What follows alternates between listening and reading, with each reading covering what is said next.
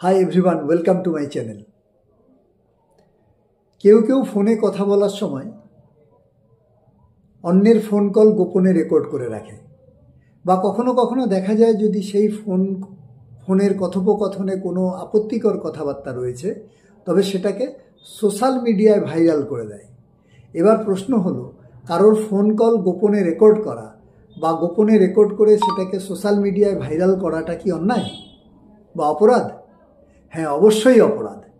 তবে এটা ভারতীয় দণ্ডবিধি আইনে, যেটা পুরনো আইন ছিল সেখানে পাবেন না, বা নতুন যে আইন কার্যকরী হয়েছে ভারতীয় ন্যায় সংহিতা, সেখানে পাবেন না। এটা পাওয়া যাবে হচ্ছে ইনফরমেশন টেকনোলজি অ্যাক্টে। Section 72 of the information technology act অনুযায়ী যদি কেউ কারোর ফোন কল গোপনে রেকর্ড করে বা কারোর ফোন কল গোপনে রেকর্ড করে সেটাকে সোশ্যাল মিডিয়ায় ভাইরাল করে দেয়, তাহলে অবশ্যই তার বিরুদ্ধে section 72 of the IT act অনুযায়ী তার বিরুদ্ধে মামলা হতে পারে, এবং যদি প্রমাণিত হয় তাহলে সর্বোচ্চ 2 বছর পর্যন্ত সাজা হতে পারে এবং সর্বোচ্চ 1 লক্ষ টাকা পর্যন্ত জরিমানা হতে পারে, অথবা দুটোই হতে পারে।